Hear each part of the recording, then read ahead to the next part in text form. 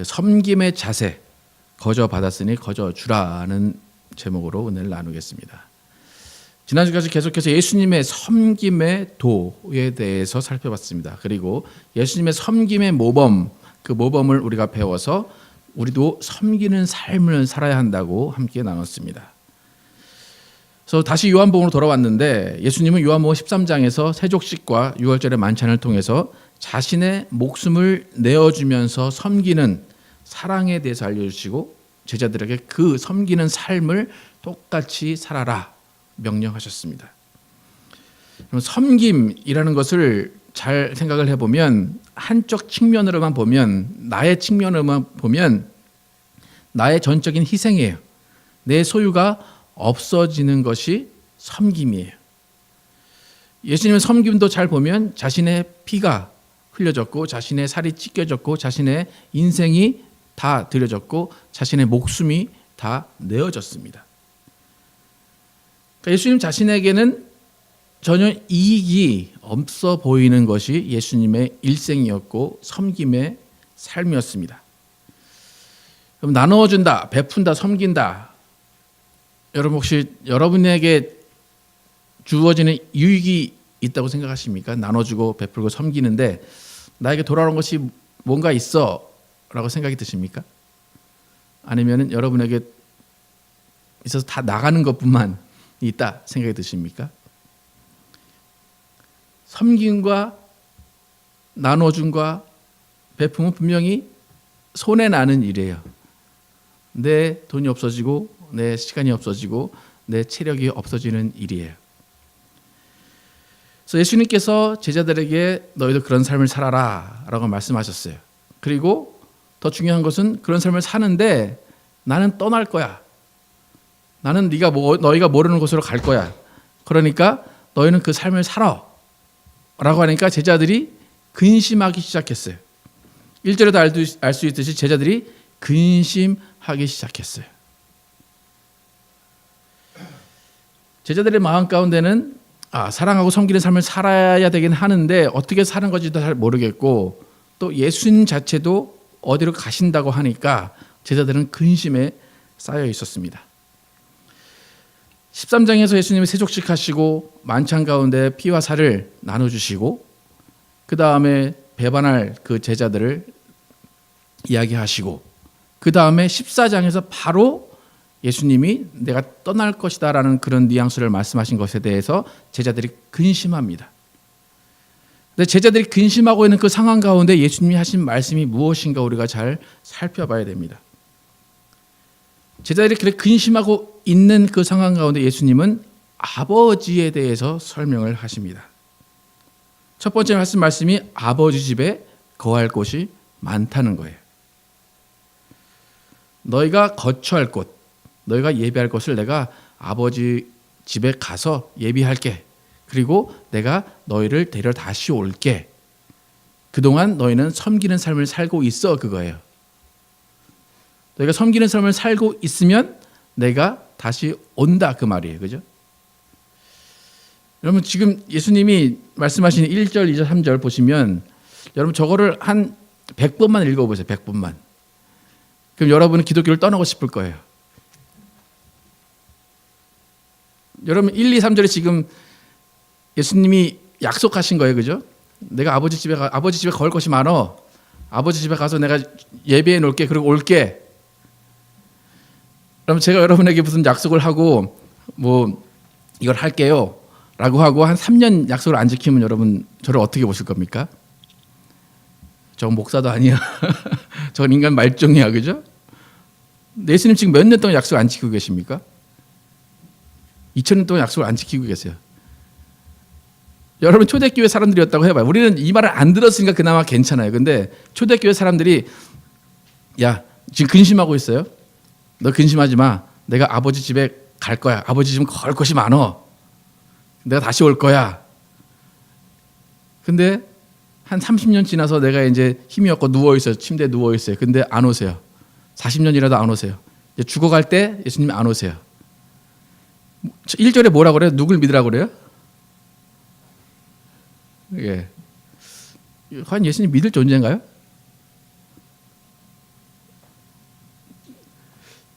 예수님께 실망한 사람들이 2000년 전부터 2000년 동안 계속 있을 수밖에 없는 거예요. 그래서 이 구절이 되게 약점이에요, 기독교에. 이 구절을 가지고 이런 예수님의 말씀을 가지고 꼬투리 잡는 사람이 되게 많아요. 야, 그래도 100년까지는 내가 인정해 줄게. 100년 후에 오셨으면 인정해 줄게. 2000년이잖아. 예수가 믿을 존재냐? 여러분 시대에 이게 될 것 같습니까? 예수님 올 것 같습니까? 아버지 집에 여러분 갈 수 있을 것 같습니까? 여러분 뭘 믿으십니까?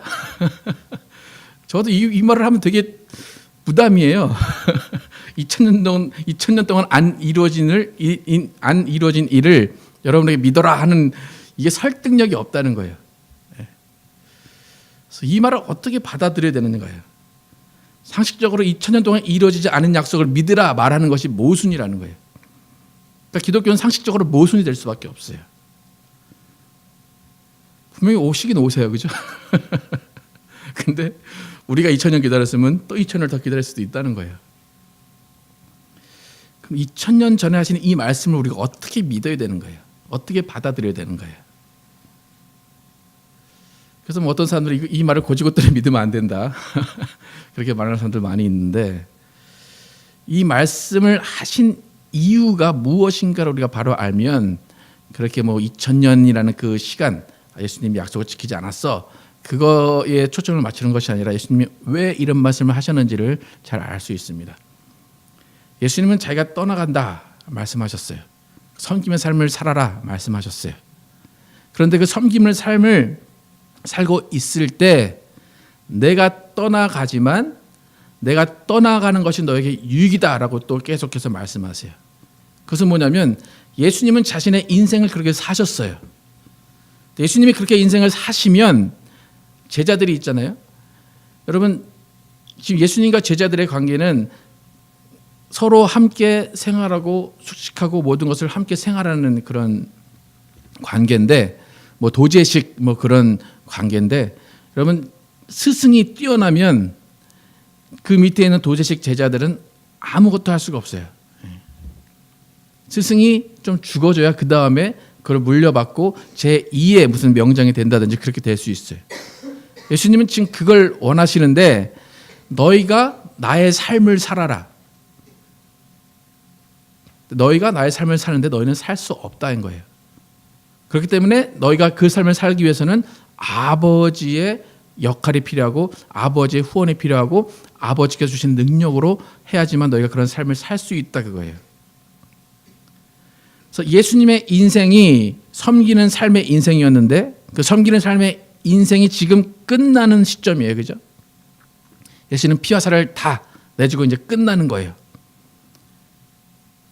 여러분이 만약에 여러분의 어떤 물질과 모든 것들 다 사회에 환원하고 그리고 만약에 생을 마감했다, 그러면 여러분의 삶은 없어진 겁니까? 아니면 계속 이어지는 겁니까? 그죠? 없어지는 거예요. 내 삶은 없어지는 거야. 난 죽은 거예요, 그냥.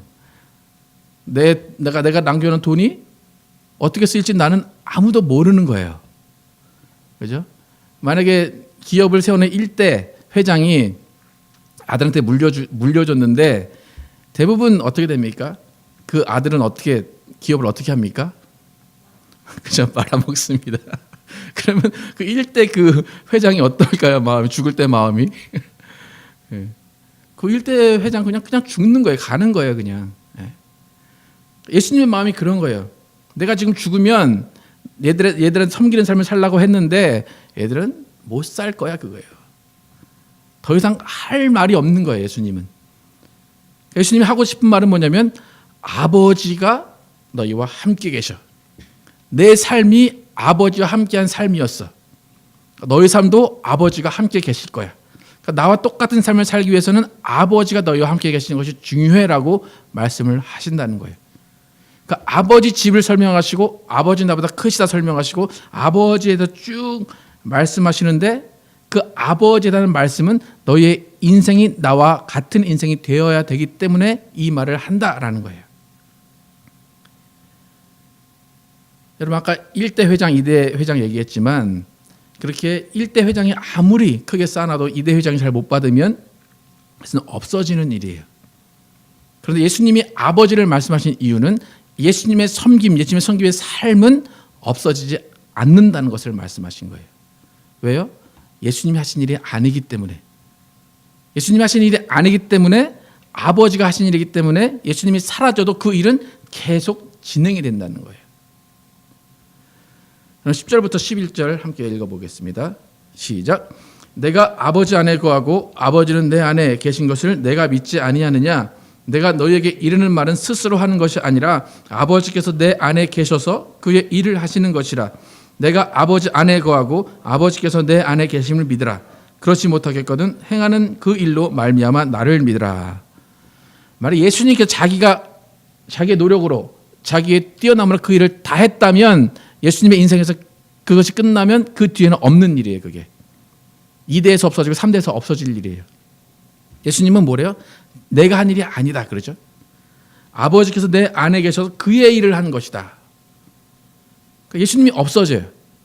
예수님이 없어지면 제자들에게 누구만 있으면 돼요? 아버지만 있으면 돼요. 아버지만 있으면 예수의 일이 또 그대로 이어진다는 거예요. 그게 2000년이 왔다는 거예요. 여러분, 이제는 좀 예수님과 좀 가까워집니까? 예수님이 안 오시는 게 이상해요. 그죠? 거짓말이에요. 근데 그 거짓말이 되지 않은 이유는 뭡니까? 아버지가 우리 안에 계시다는 거예요. 아버지가 우리 안에 계시다는 것은 뭐예요? 우리에게 성령을 부어주셨다는 거예요. 내가 너에게 성령을 부어주겠다. 아버지의 영을 부어줘서 그 성령이 너희와 항상 함께 계시겠다. 그렇게 말씀하시는 거예요. 12절에 보면 내가 진실로 너에게 이르노니 나를 믿는 자는 내가 하는 일 그도 할 것이요 또한 그보다 큰 일도 하리니 이는 내가 아버지께로 감이라. 예수께서 아버지께로 가지 않으면 우리는 예수님보다 큰 일을 할 수 없고 예수님과 같은 일을 할 수 없다는 거예요. 그래서 예수님은 예수님이 하신 일을 아버지와 연결을 시키세요. 아버지와 연결을 시키시기 때문에 2000년이 지나건 2만 년이 지나건 그거는 상관이 없다는 거예요. 우리가 예수를 믿고 예수님을 따라간다라고 한다면 예수님의 일을 지금도 하고 있어야 된다는 거예요. 그러기 위해서는 아버지와 연결이 되어야 되고, 아버지와 연결이 되기 위해서는 성령이 우리 안에 거하셔야 된다는 거예요. 지금 예수님이 하신 일에 대해서 지금 말씀하시죠. 너희가 나를 못 믿고 아버지를 못 믿겠으면 내가 한 일을 보고 믿어라. 그렇게 말씀을 하세요. 여러분, 예수님이 하신 일 중에 여러분이 기억나는 일들이 뭐가 있습니까? 혹시 여러분이 기억나는 예수님의 일, 무슨 일들이 있습니까? 많은 일들을 하셨죠, 그죠? 근데 가장 쉽게 우리가 이해하고 쉽게 말할 수 있는 것은 병자를 고치시고 죽은 자를 살리시고 뭐 가난한 자를 먹이시고 그런 일들이에요, 그죠? 근데 그 모든 일들이 오늘 보시면 아버지께서 예수 안에 계셔서 아버지의 일을 하신 것이다. 그렇게 말씀하세요. 제가 지금 섬김에 대해서 설교를 하고 있는데 예수님의 모든 일은 섬김에 포함이 돼요. 예수님의 능력으로 행하신 모든 일들, 피와 살을 내어주신 일들, 가난한 자들을 먹이신 일들, 병든 자를 고치는 일들, 모든 것이 섬김이라는 단어에 포함이 됩니다. 그래서 섬김의 가장 큰 부분이 병든 자를 치유하는 것이었고, 눌린 자들을 풀어주는 것이었고, 가난한 자들을 먹이시는 일이었어요. 근데 그 일이 아버지가 행하신 일이래요. 무슨 말인가 하면 그 섬김의 인생 뒤에는 아버지가 계셨다는 거예요. 아버지가 원하셨고, 아버지가 하라고 하셨고, 아버지가 후원하셨다는 거예요. 예수님은 내가 한 일보다 너희는 더 큰 일을 할 수 있어라고 분명히 말씀하셨어요. 예수님이 하신 일, 우리 구체적으로 어떤 일이 있는지 이사야서 53장에서 함께 읽어보겠습니다. 시작. 그가 찔림은 우리의 허물 때문이요 그가 상함은 우리의 죄악 때문이라. 그가 징계를 받음으로 우리는 평화를 누리고 그가 채찍에 맞음으로 우리는 나음을 받았도다. 우리는 다 양 같아서 그릇 행하여 각기 제 길로 갔거늘 여호와께서는 우리 모두의 죄악을 그에게 담당시키셨도다. 여기 예수께서 하신 일들이 많이 나오죠, 그죠? 그가 찔렸고 상했고 징계를 받았고 채찍에 맞았다. 그것이 다 우리를 위해서 그렇게 해 주셨다는 거예요. 이 모든 일을 또 우리도 함께 할 수 있다고 말씀하세요. 더 큰 일을 한다라고 말씀하세요. 예수님이 이 땅에서 하신 그 사역과 사역을 신학적으로 어떻게 나누냐면 하나는 교육, 하나는 전파, 치유로 나눠요. teaching, preaching, healing 그렇게 나눠요. 근데 여러분 섬김이라는 단어가 해당될 수 있는 부분은 어느 거겠습니까? 교육, 전파, 치유 중에 섬김은 어느 것에 해당이 되겠습니까? 뭐 모든 것에 소역이 될 수 있지만 대부분 치유에 속하는 거죠. 치유. 병을 고쳐주는 게 섬김이고 가난한 자들에게 먹을 것을 주는 그 능력을 행해서 오병이어의 기적을 베푸시는 것도 섬김이고 섬김에 모두가 속한 일입니다. 그런데 이 섬김의 일, 힐링, 프리칭, 티칭 다 너희가 할 수 있어 그거죠. 더 큰 일도 할 수 있어 그거예요. 지금 섬김에 대해서 보고 있으니까 섬김도 너희가 나보다 더 많이 할 수 있어 그거예요. 그래서 치유 사역이 포함된 모든 섬김의 사역을 우리에게 맡겨 주셨습니다. 너희가 아버지 안에 있으면 돼. 아버지가 너희 안에 있으면 돼. 그런데 제자들도 불안해하니까 예수님이 확실하게 성령에 대해서 말씀을 하십니다. 16절 17절 함께 읽어보겠습니다. 시작. 내가 아버지께 구하겠으니 그가 또 다른 보혜사를 너희에게 주사 영원토록 너희와 함께 있게 하리니 그는 진리의 영이라 세상은 능히 그를 받지 못하나니 이는 그를 보지도 못하고 알지도 못함이라. 그러나 너희는 그를 아나니 그는 너희와 함께 거하시며 또 너희 속에 계시겠습니다.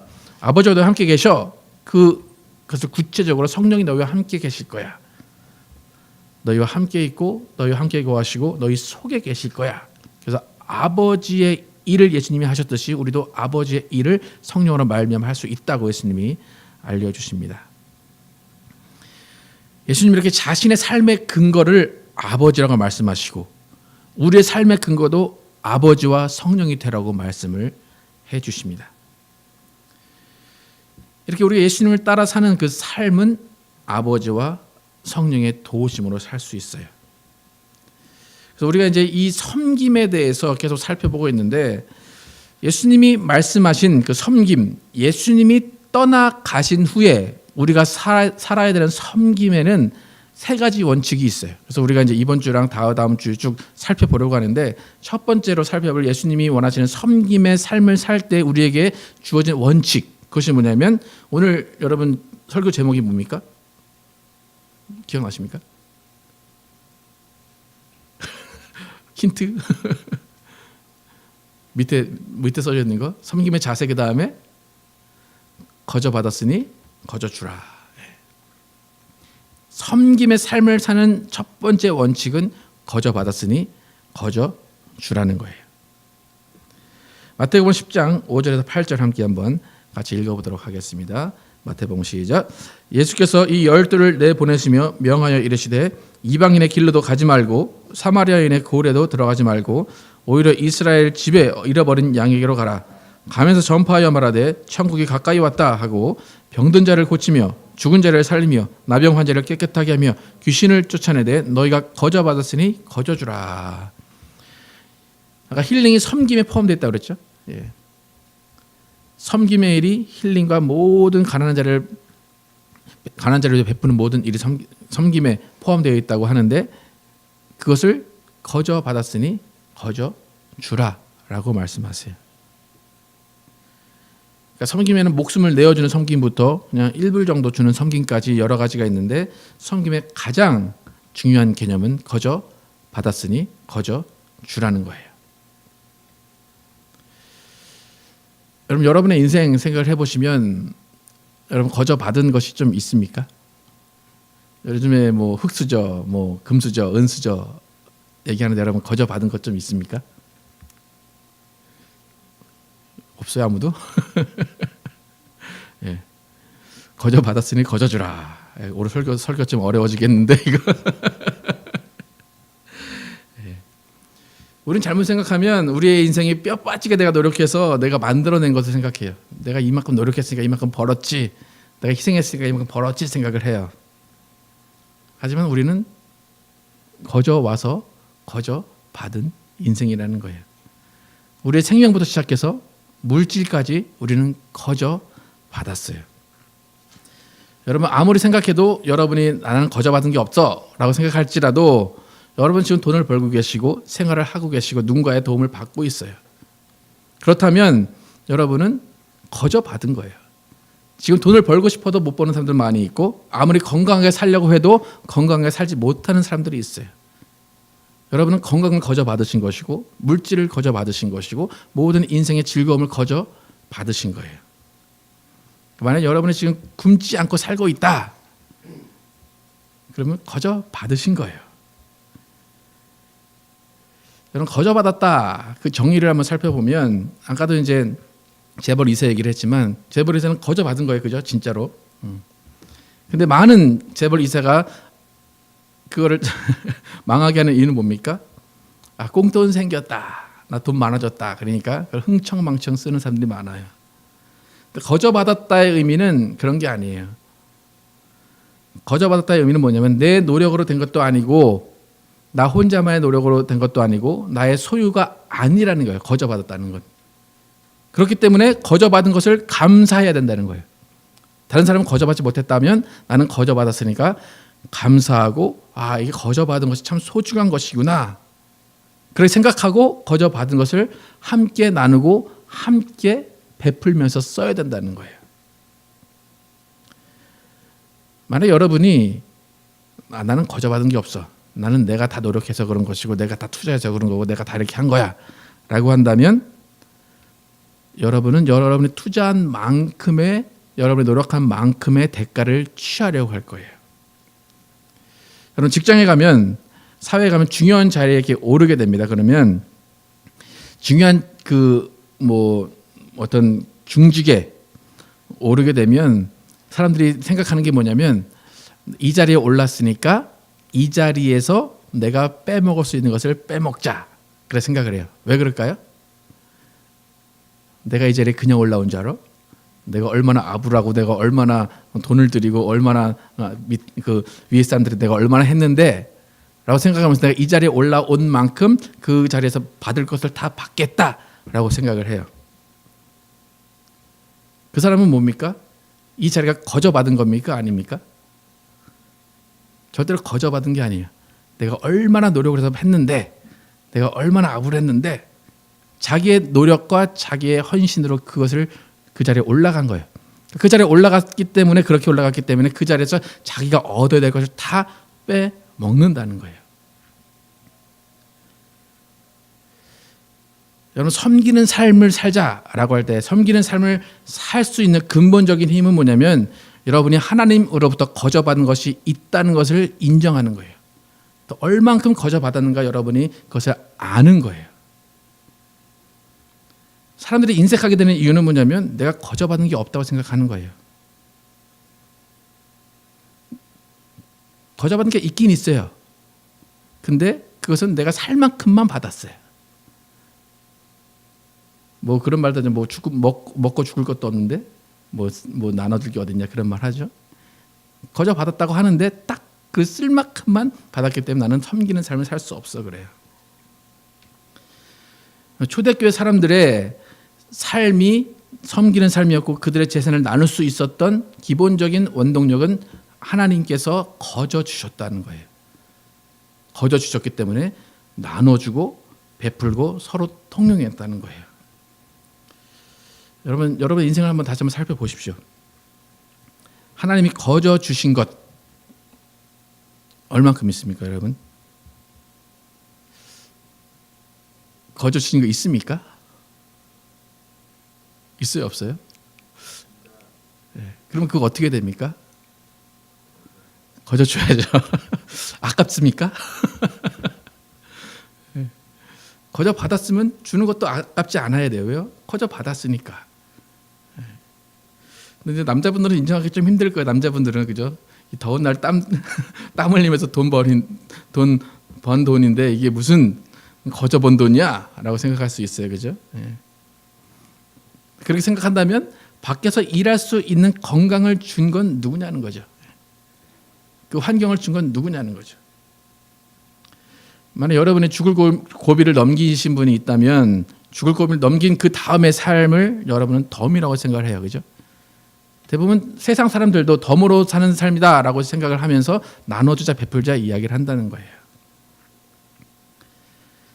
사람의 본능 자체가 내 것 쓰는 거는 아깝고 남의 것은 낭비하는 마음이 있어요. 예. 저 예를 들어도 비슷한데 집에서는 휴지 한 장 되게 아깝게 쓰는데 뭐 맥도날드나 스타벅스 가면 휴지 막 뽑아가지고 쓰는 그런 경향이 있어요. 예.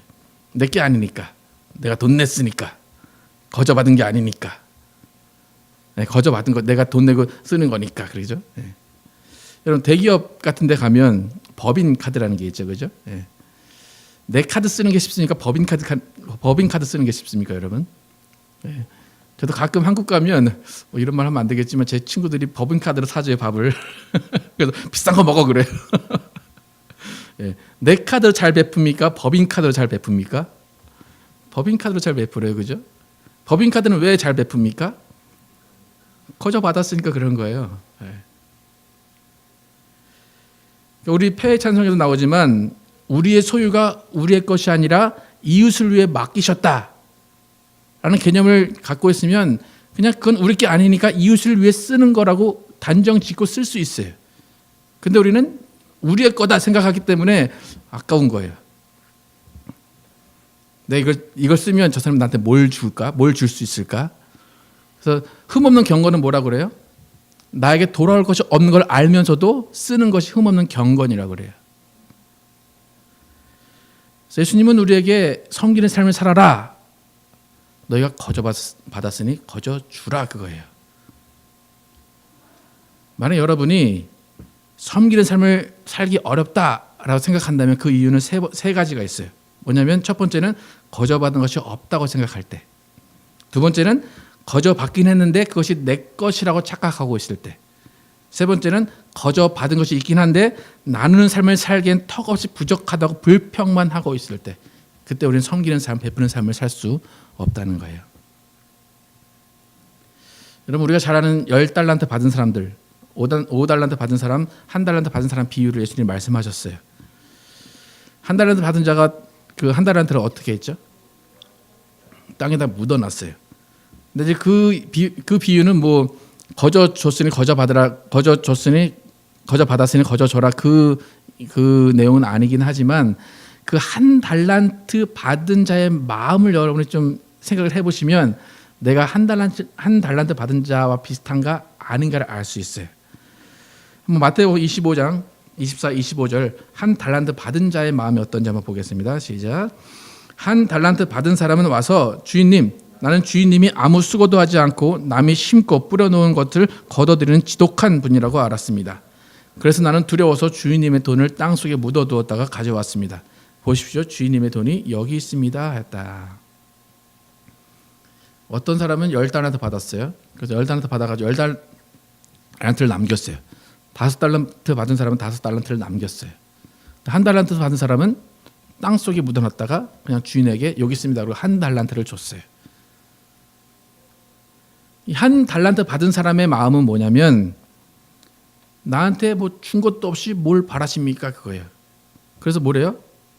주인님은 아무 수고도 하지 않고 남이 심고 뿌려놓은 것을 거둬들이는 지독한 분이라고 알았습니다. 내 먹고 쓸 것도 없는 만큼 줬으니까, 그런데 이것으로 이익을 바라십니까? 당신은 정말 악독한 분입니다. 그렇게 한 거예요. 이 1달란트 받은 사람의 상황을 지금 우리의 상황으로 바꿔서 얘기하면, 하나님 왜 쥐꼬리만한 월급 줘가지고 무슨 헌금 내라고 하고 뭘 베풀려고 하십니까? 하나님 제정신입니까? 돈 많이 주셔서 베풀려고 하시면 내가 베풀겠지만 그것도 아니면서 무슨 섬기는 삶을 살려고 합니까? 참 지독한 하나님입니다. 그 마음이에요. 여러분 어떻습니까? 1달란트 받은 사람의 마음이 참 이해가 갑니까? 많이 줬으면 많이 주면 내가 그만큼 할 수 있어. 근데 1달란트 줘놓고 뭘 바래? 그거 아닙니까, 여러분? 한 달에 10,000불 벌게 하시면 헌금도 많이 내고 가난한 사람 많이 도와주고 할 텐데 고작 몇천 불 벌게 하셨으면서 나한테 뭘 바랐습니까? 내가 교회 나오는 것도 내가 하나님 믿어주는 것도 감지덕지 하셔야지 뭘 나한테 그런 걸 바랐습니까? 뭘 예수님을 따라 살라고 합니까? 그렇게 불평할 수 있다는 거예요. 이 한 달란트 받은 자의 생각이 우리와 그렇게 큰 차이가 없는 거예요. 우리가 뭐 맨날 금수저들 얘기하고 막 그러잖아요. 똑같은 거예요. 여러분 잘 생각해 보세요. 여러분 1달란트 받은 자입니까? 5달란트 받은 자입니까? 10달란트 받은 자입니까? 어떻게 생각하십니까, 여러분? 그거에 따라서 여러분의 삶이 달라진다는 거예요. 난 이거밖에 받은 게 없어. 그러면 그렇게 1달란트 받은 사람은 불평하며 살 수밖에 없다는 거예요. 그런데 정말 가지고 있는 거 1달란트밖에 없어요. 근데 난 10달란트 받은 자야 라고 하면 그 안에서 베풀며 살 수 있고 그 안에 섬기며 살 수 있다는 거예요. 풍성한 삶의 시작은 얼마나 가졌냐에부터 시작하지 않아요. 내가 얼마나 거저 받았고 그것에 감사하고 있는가에부터 시작이 된다는 거예요. 여러분 예수님의 희생 여러분 거저 받으셨습니까? 예수님의 사랑 거저 받으셨습니까? 예수님의 섬김 거저 받으셨습니까? 예수님의 피 거저 받으셨습니까? 예수님의 살 거저 받으셨습니까? 너무 많은 것을 받으셨어요. 그렇죠? 여러분이 거저 받았습니다. 그러면 여러분 거저 주신 것이 무엇이 있습니까? 예수님은 그거를 원하시는 거예요. 그런데 그 섬김의 삶이 너희의 힘으로는 안 된다는 거예요. 인간의 본성으로는 안 된다는 거예요. 그래서 성령이 필요하고 아버지가 안에 계신 것이 필요하다는 거예요. 기도원들 많이 가면 얼마 전에도 기도원에 대한 나쁜 소식을 하나 들었는데 기도원에 가면 병 고쳐줄 수 있고 다 할 수 있어요. 근데 어떻게 병 고쳐주고 뭘 원합니까? 키시를 원해요. 그걸 또 성경 구절로 다 돌려가지고 1000번째, 뭐 100번째, 500번째 하고 그냥 오면 안 된대요. 그러면 뭐 하라는 겁니까? 거저 받았으니 거저 주라. 예수님 말씀하셨어요. 그런데 모든 기도는 아니에요. 제가 아는 몇 기도원이 그런 일을 하고 있어요. 우리는 거저 받았으니 거저 주는 삶을 살아야지 예수님과 상관이 있는 삶이에요. 예수님 세족식을 통해서 상관 있는 삶을 살아라고 말씀하셨어요.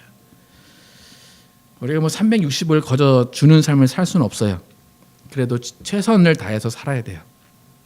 여러분 만약에 섬기는 일을 하며 살고 있다면 분명히 짜증나는 일이 있을 거예요. 여러분이 섬기는 삶을 살다가 짜증나면 그다음에 어떻게 해야 됩니까? 참 중단하고 예수님의 섬김을 받으러 가시면 됩니다. 예수님의 섬김을 받고 다시 오셔서 여러분 섬기는 삶을 사시면 됩니다. 그 여러분의 섬기는 삶을 사시는 것을 아버지가 후원하시고 성령이 후원하시고 성령이 인도하시고 아버지가 일하신다는 것을 여러분 기억하시고 예수님이 하신 일 여러분도 하시고 예수님보다 더 큰 일을 하시는 여러분과 제가 되기를 예수 이름으로 축원합니다. 기도하시겠습니다.